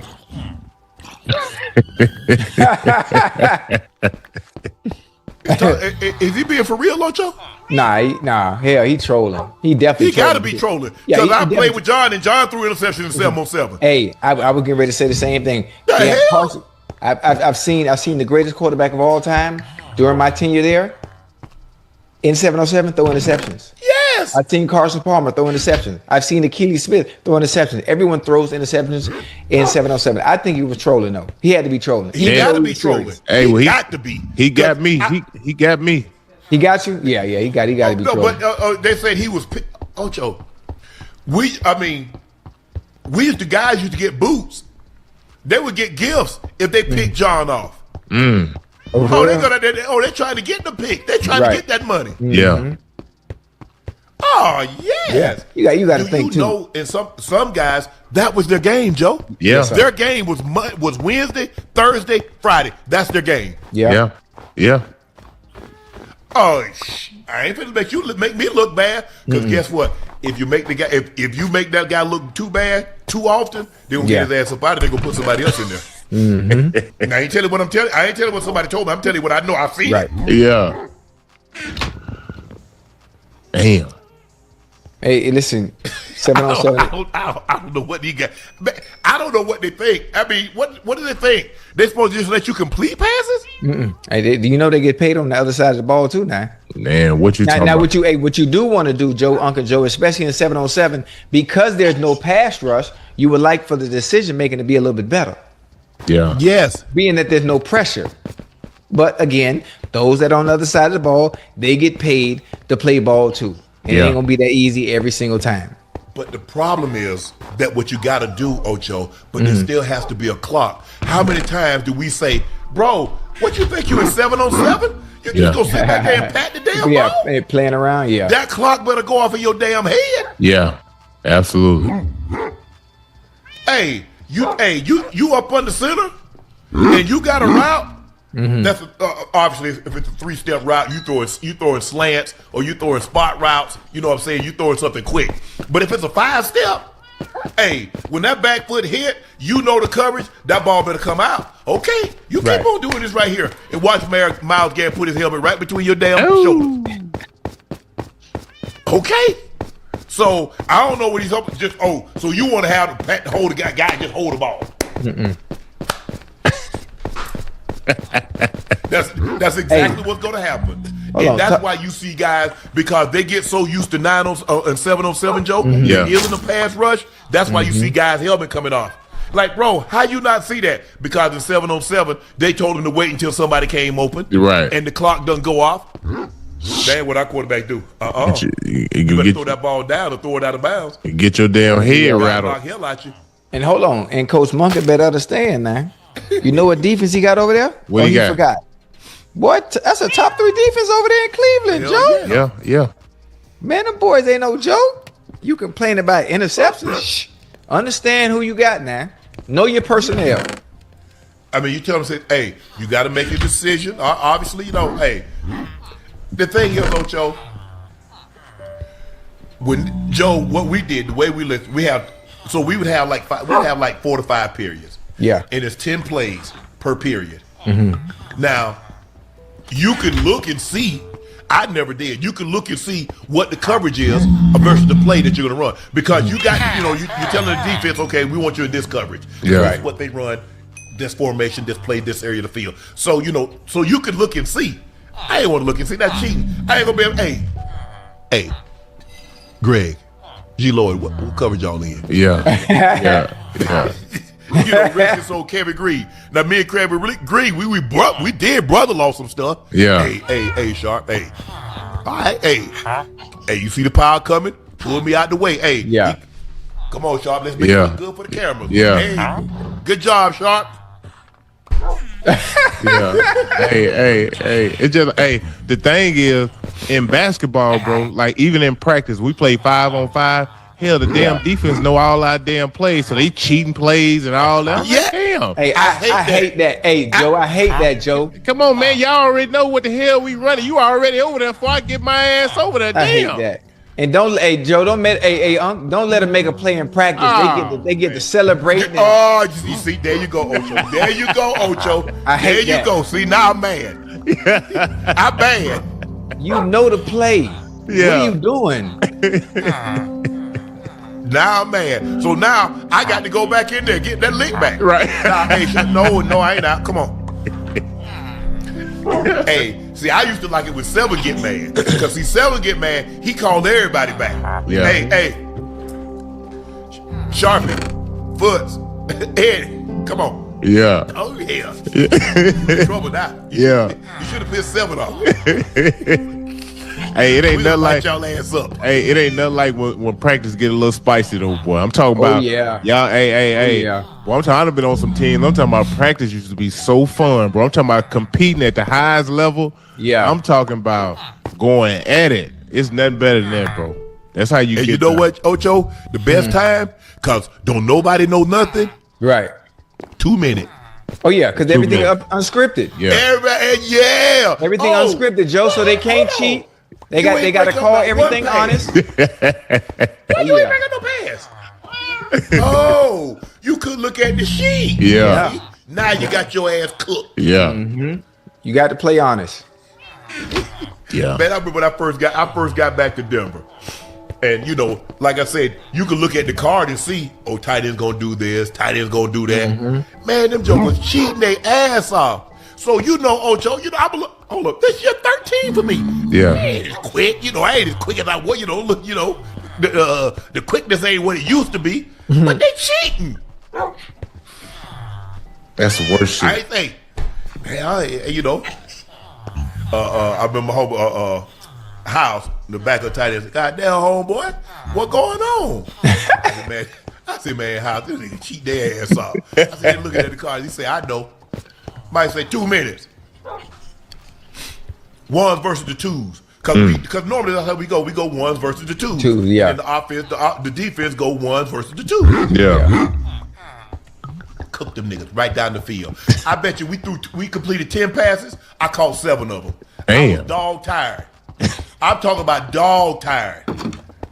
Now you know I got to talk. Yeah. Oh, you really thought you could cover me, huh? Just trying to get cut. Yeah. You really thought that, bro? Do you know they didn't tell you who I was? Yeah. They didn't tell you. You better check my resume. But don't worry about it. You gonna find out. From that point on, hey man, nah, we ain't finna make it look good. I'm finna cook you every chance you get. I'm gonna try to get you cut. Yeah. Yeah. You wanted to come out here because you know, hey, I'm still Shannon Sharp now. I'm still 84. Yeah. Pro Bowler, 8 Pro Bowls, all pro, all decade. So you know they trying to make a name off me. Yeah. Oh no. You ain't finna make no name off. You ain't finna get no rep off Shannon. Not That's this- not gonna happen. So now I'm trying to get you cut.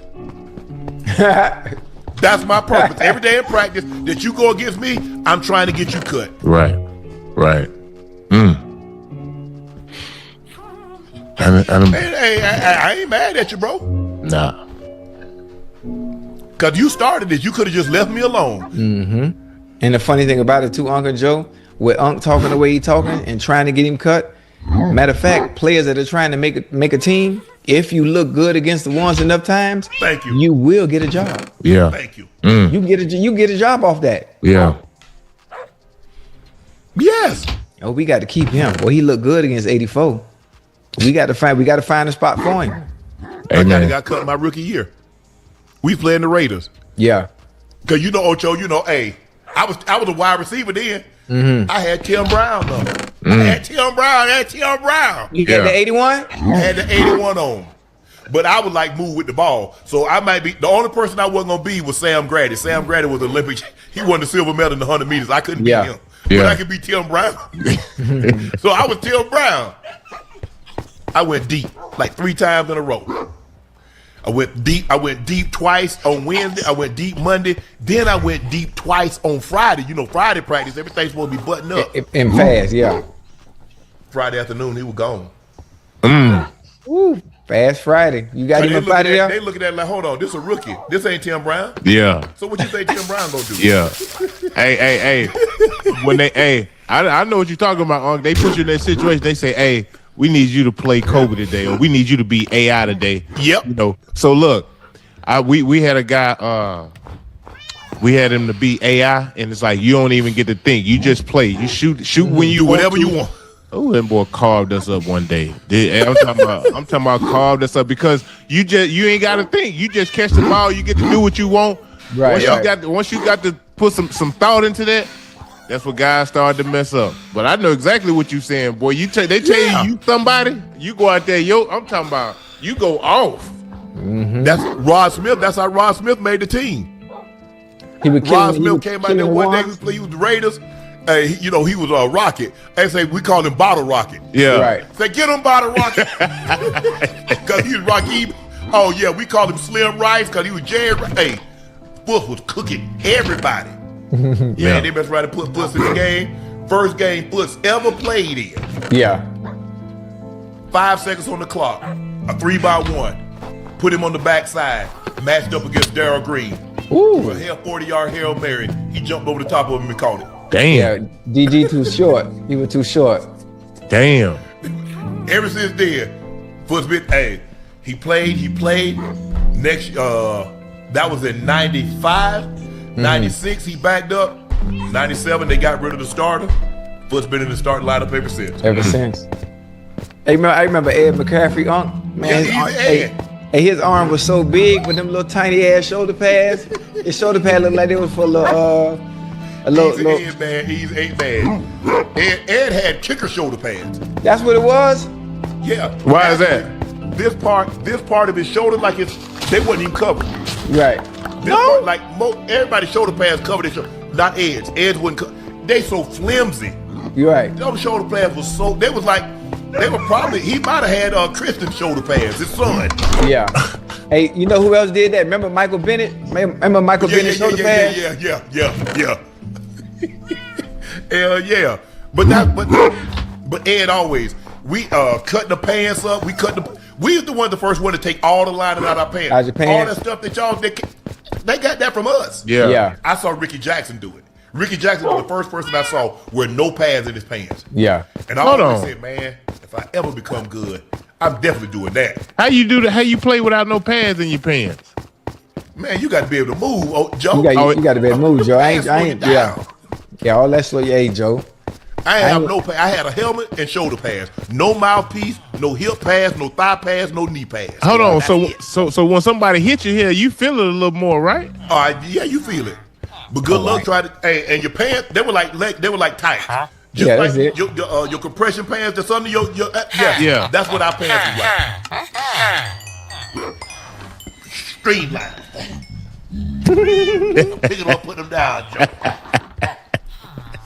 They don't let you do that now, Ocho. You got to wear pads. Yeah. Talk about concussion. I said I ain't never got hit in the thigh and my head hurt. Nah, you know, I like what they do. If you see some of the receivers, it's real flimsy. It's a little flimsy foam, and sometimes they have a little design on it. Yes, it don't really be nothing. In college, we used to put pre-wrap. We used pre-wrap. Damn. For real? Yeah. Man, you know we tried to look, hey, man, you know how we try to do. Man, trying to be clean. Man, we played, cause you know, we saw the guys, cause Jerry Rice was the one, Jerry Rice used to have a towel, he had flash on it. Yeah. Man, we had a fullback, he saw Jerry Rice, this joker done got a whole beach towel. So he in his stance, the towel was dragging the ground, Ocho and Joe. I swear to God. He turned the corner, and the guy caught the towel. Cause the towel was you can't just like because there was a goddamn hole. Take this shit off. Hey, and that's why they say they're very impressionable. Because whatever they see them NFL players wear, college, high school, they do Pop Warner, they're gonna try to do that. Because we saw guys, whatever they did in the NFL, that's what we tried to do. Right. But he just saw the towel. Man, that joker had a beach towel. The towel, he in the stance, the towel on the ground. Man, it was the day that I was talking to Bucky the other day. Bucky said, man, hey, homeboy, you remember such and such? I said, yeah, I remember that. But I don't know what Todd Monkey thinking about, Ocho. Nah, he trolling. He gotta be. Unless that's a way for him to motivate his quarterback. That's the only thing I can think of. Hey, Ocho, Todd Monkey also said he hasn't met Myles Garrett yet. What's that about? Well, you know Myles Garrett ain't gonna be there right now. But damn, you ain't gonna stop in and say hello? Wait, it's OTAs. I mean, when the coach get it, normally, the top players, not me. Hey, you know, unless they're gonna fly me back out there. Hey, I'm not flying back out there on my dime. Right. But I don't know if Myles. I don't think Myles lives in Cleveland. I think he might live in Texas or something. Yeah. And besides, he with a girl. He like, man, I gotta get time with my girl. I'll see y'all when I see y'all. Listen, he'll see a mini camp. What mini camp? Mini camp in 2 weeks, huh? He'll meet him in mini camp. He'll meet him in mini camp. That's it. Hell, Todd Munker, he met him before. He had to deal with him twice a year. What we talking about? What we talking about? He just that met him as a player on his team. Yeah, that's it. That's it. You know exactly what you get from him. Joe Cam Ward says he's lost close to 10 pounds this offseason by monitoring his diet. Ward said, I think it'll help me with durability, just being faster, getting up in the pocket and trying to play my speed. I watch my diet more, continue to have more cardio, just work on my body. Just now, here, when I'm away from the building, the Titans nutritional staff also removed all seed oils from the cafeteria, according to Sala. Ocho? Yeah. No McDonald's for Cam Ward. Is this a big year loading? I mean, yeah, it's a big year. Obviously, losing weight, it make you a little light on your feet, I'm not sure it can help with your decision making mentally, but as far as everything for you physically, it can help. It can help. His escapability is been second to none. We saw that when he was at Miami. We saw it with him last year, and I think he's not gonna have to do much, especially with what I've seen from Carnell Tate so far. Boy, young boy is nice. He nice. I'm talking about the small sample size. I know what he did in college. Forget college. I'm talking about the small stuff I've seen from Tennessee Titans. Video guides, whatever it may be on Twitter and Instagrams. Yep. He look good. That's I can't wait. That's the kid from Ohio State, right? The receiver. What? Hey, Boy, hey, he nice. hey. Hey, he nice, Joe. Hey, Ocho, I like when I see, young guys who really start to change up their diet and take, the fitness serious. I think it only helps you when you're on the field or on the court. You just can't do the same things you was doing at high school and college, bro, how you were eating. You can't just pig out like that. As a professional, you have to learn how to take care of your body, how to eat right. Like I always tell y'all, man, you can't put that regular gas in that Bugatti and think it's going to take off. And you know what I mean? Yeah. So you have to learn. You have to learn that. So that first year, his rookie year was probably a learning experience. Like, hell, probably midway through the season, he probably like, damn, I got to be able to hit another. It takes you a while to be a pro. It does. Because, you got to learn, you're trying to learn your way around. You're trying to learn the playbook. You're trying to be professional. You're trying to do all the right things. So it takes you that first year to try to figure out everything, where everything is situated. And then you get to lock in on what you need to do in order to become the best player that you could potentially become. And hey, we've all been there. We've all been there. I ain't had no McDonald's in a while. I might need to go and get me that 10-piece. There you go, Hey, matter of fact, you like to eat healthy. Get that Filet-O-Fish. You hear me?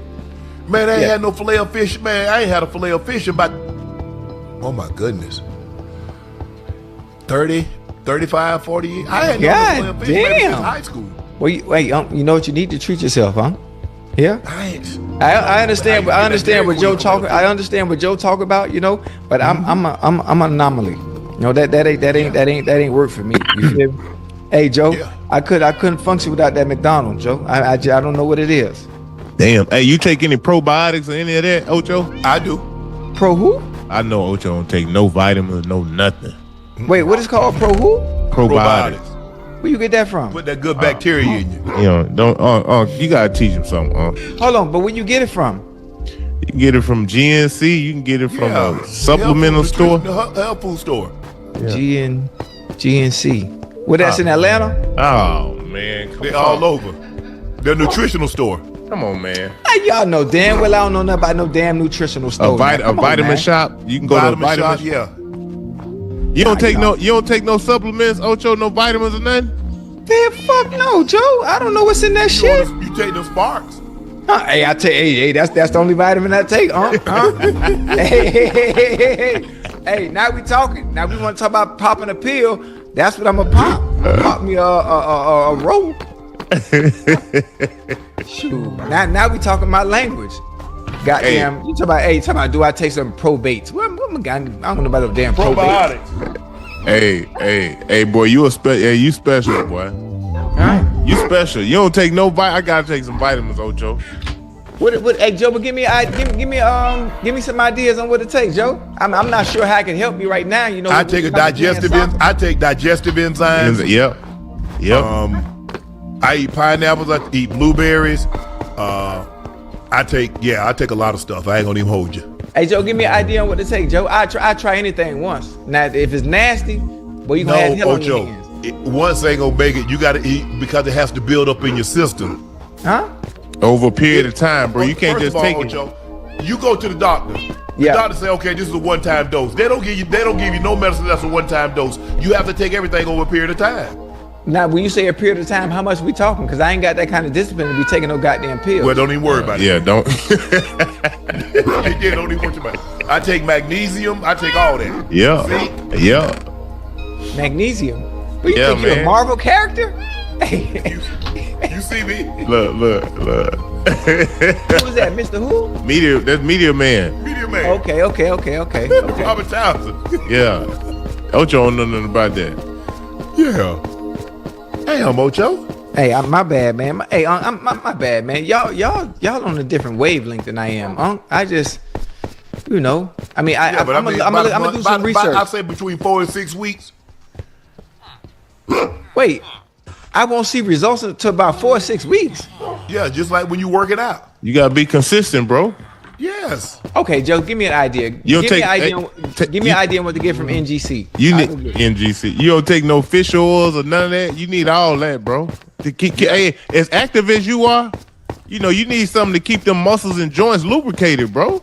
Oh, yep. Hey, Joe, they lubricated now. There you go. Here you go. Huh? Here you go. Hey, Yeah. They lubricated now. I ain't got no problem there now.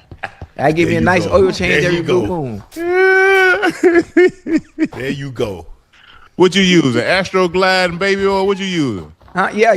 KY from Walgreens, Joe. Oh my goodness.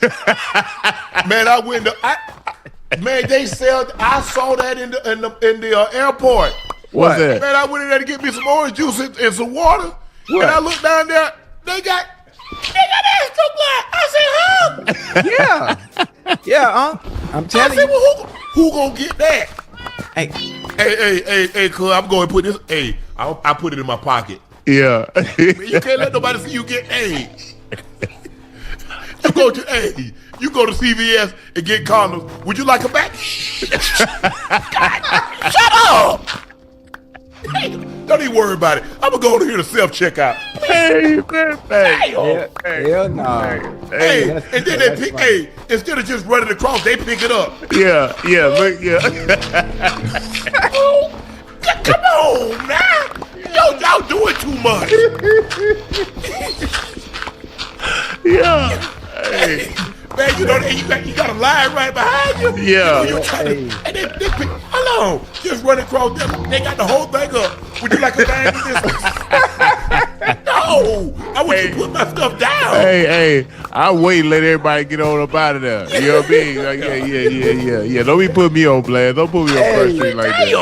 Yeah. Hey Joe, it make you feel funny. It make you feel funny pulling the condoms out and hand them to the lady, huh? It just make you feel like somebody behind you watching you. You know what I mean? Right. If I was just a normal person, I wouldn't even think anything. Right. You know and then they talk it all loud. They don't pick the whole thing up. I mean, any other time y'all just slide it. Yeah. Now you got mine. Would you like a bag, sir, with that? No. I want you to put my stuff down. I put it in my pocket. Damn. Hey, that's funny. Yeah, y'all know. Man, that's a personal story. Cause it happened. That's crazy. Business out there in the street like that. That's crazy. Oh man. They be doing too much. Oh, Ocho. But what happened, boy? Floyd Mayweather says he reportedly got cleaned out to the tune of $175 million. What? Claiming a former close associate ran a year-long scheme that allegedly drained his bank accounts, hijacked real estate deals, pawned off his jewelry, and even made his private jets disappear. Damn. TMZ, Floyd says roughly $100 million worth of bling has handed over to a Miami jeweler for only $13 million in return. And he said a huge chunk of the collection is still sitting with the dealer. Floyd also says he unknowingly signed paperwork transferring ownership of his Gulfstream jet with a buyer section left blank, and says he still doesn't know where the aircraft money went. Floyd also reportedly has been ordered to pay more than $1 million in child support after a Nevada judge ruled the retired boxer fathered a 4-year-old girl born to a former dancer at his Las Vegas strip club. Floyd also faced a reported $7.3 million IRS lien. Ocho, with the lavish lifestyle that Floyd has built over the years, the jet and entourage nonstop spending, has he created a lifestyle that when he was making $200-400 million a year, he was able to enjoy? Has he created something that he can no longer keep up with? Yeah, I think so, because if you think about Floyd obviously having to maintain the image of being Money Mayweather Joe. Yeah. Being at one point, being at top's highest paid Forbes, top highest paid athlete at one point. The lifestyle that he did live, you understood. Once you stop fighting, once you retired, regardless of what investments you made, there are no investments in this world, I don't care who you are, Uncle Joe, that you can make that can still accumulate that type of revenue that the sport that you play can. It's not that many. You gotta hit. You gotta get in good and hit it when it's hot, and it happens very seldom.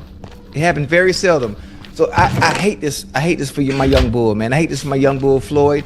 Hopefully this situation gets rectified, especially when it comes to having people around you, having other people in control of your finances.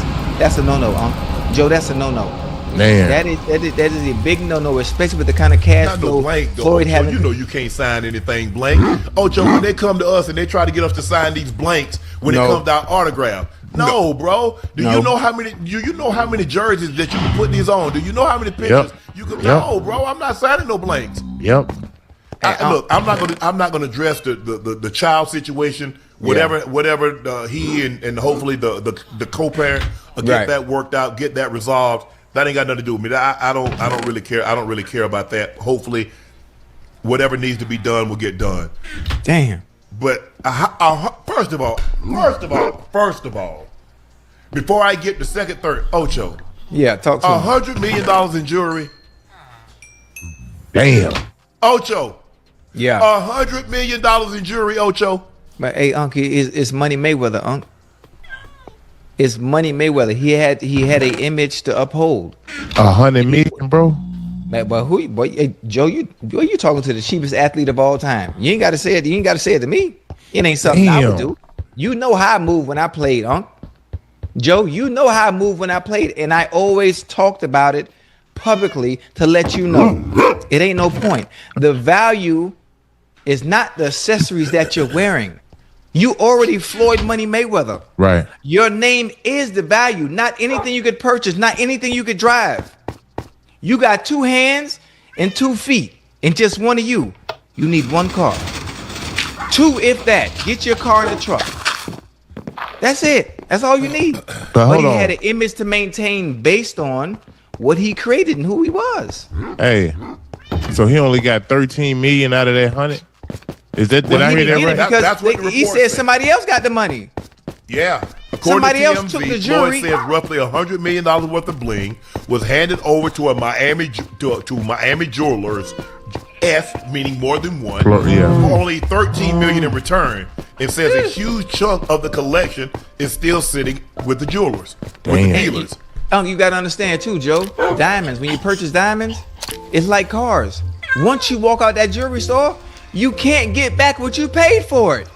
Well, if you bust it down, now if you got, let's just say for the sake of argument, Ocho, Joe. Now the problem is, diamonds are worth, everything is worth something. Yeah. The bank will lend you money as long as they know you don't need it. The bank, I go to the bank right now and get a loan. You know why? Because they know I don't need it. Yeah. Somebody go there that need a loan, they ain't gonna give them ish.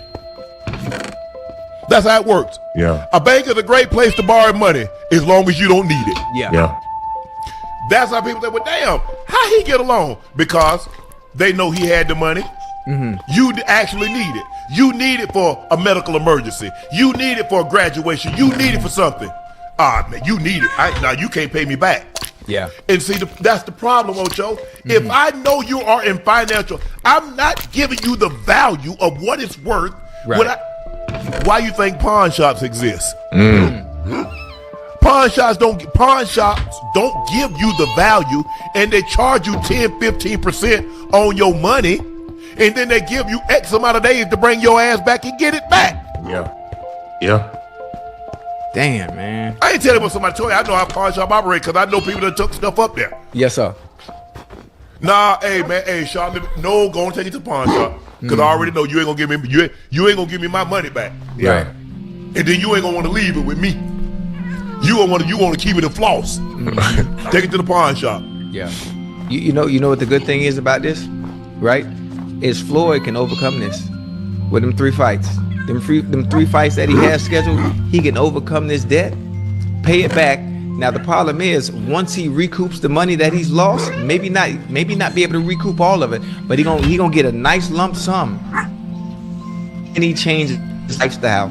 He ain't gonna get nothing from Uncle Sam getting his first. I don't know if you know how Uncle Sam worked, but let me tell you how Uncle Sam worked. I know how he worked. He got the gray beard, right? That Uncle Sam? Yeah, that's him. Oh yeah, he don't play. He the only man that don't work and get half your money. Hello. Yeah. Where they do that at? Hello. Ooh-wee. Well, now you talking. Uncle Sam is the only guy that take your money and don't send out no checks. You talking now, boy. And now guess what? What he'll pay you on interest versus what he charge you on interest is 2 entirely different things. Yeah. Oh, we gonna get him. So when you get you owe him, he let you go. See, this is Uncle Sam dirty. He dirty. He let it go because they see your account. Yeah. They let you go until you can't pay. Yeah. Swoop right in there and lock up everything. Yeah, let me get all this. All of it. He gonna be all Man, right. I hate this. I hate this, man. Hey, he got too many people, too many people around him. Oh, Joe, Too when many, you too fly many. somebody, you got an entourage. Do people know what it costs to fly and to stay where he be staying? Yeah. He probably staying in a room that costs 10, 15,000 a night. That's him. He got 5, 10 people staying with him. That's probably staying another $1,000 to $1,500 a night. He's staying somewhere for weeks. You got to think about security too now. That's them. You got to put them up. You got to feed them. So not only do you put them up, you pay to put them up, and you pay them. Yeah. Damn. He gonna bounce back though, I hope so. He gonna bounce back. He gonna bounce back. And I mean, I'm not one, to really be talking, being that I've never lived that lifestyle despite having the money. I'm a little different. I would like to consider myself very financially savvy. I think he can show hints or flashes of I'm still Floyd. I'm not gonna go crazy like I used to, but I'm gonna let you know I still got it. Because he's caught up in that image of having to always look like I got it. I think that's who he is, though, Ocho. I can't see him changing from that. Joe, this is the biggest wake-up call to have to change. You have no choice but to change. Oh, yeah, but he's gone through this before. They took a large chunk of the, if I'm not mistaken, I think they took a big chunk of the money that he made with Connor. They did? Yeah. Look at that. He had tax problem before. Damn. Yes. Hey, Ocho, do you know how hard? Ocho, do you know how hard it is to become a billionaire athlete with no endorsement income? Every other billionaire athlete, Jordan, what did he have? LeBron, what did he have? Endorsement. Messi, Ronaldo, Roger Federer. What do they have? They have endorsements outside of what they make on their particular sport. He made $1 billion with no endorsements. That's crazy. He gonna change, huh? Hey Joe, I love Floyd. That's my people. He gave me an opportunity to be able to fight on that undercard when he fought Logan Paul down here in Miami. I will forever be grateful. Yeah. Me being able to see what it's like to experience walking into a ring and fighting a professional fighter in a sport that I've never done before. But if he can just understand, I'm sure you should be able to do it, because this is a lesson in itself, and one that I learned in having the discipline to be able to take care of my money, take care of my chicken. Understand, my grandma always told me, a fool and his money shall soon part ways if you're not careful and you get caught up in society, in the image of having to keep up with the Joneses and keep up with the latest of anything. Like, it's okay to do it in I call it doing it in spurts, Joe. Doing things in moderation, every so often. I wear my goddamn cheetah pants every goddamn day, Joe, since I bought these things 4 months ago. Joe, I ain't changed yet. Yeah. But you'll catch me sometime this weekend and I look like $1 million. You see, Joe, I mean, just it's in moderation. Every so often, you could pop your shit. Till you but pop every out. day, Joe, every day, it's impossible to maintain. Joe, I look at Instagram sometime. I look at some of these people that are influencers, and I'm looking at what you're wearing. I'm looking at the cars, and I'm adding it up. I'm adding it up in my head. Like, what the hell do y'all do? Facts. Like, it's impossible unless you play a sport that brings in you're making, I don't know, Joe, $600,000 a week. Depending on who you are. Like, that's the only way to maintain the image that I see on Instagrams. Right. Like, it's impossible. You're able to create these storylines and this facade of this is really me. That's not reality. It's not reality. Look, he's always been great to me. Because when I first started Club Shay Shay, I hit him up. I said, bro, I need you to come on. He's like, Sharp, what you need, when you need me, no problem. He's always been great to me. Every time I see him, he's been nothing but great to me. Yeah.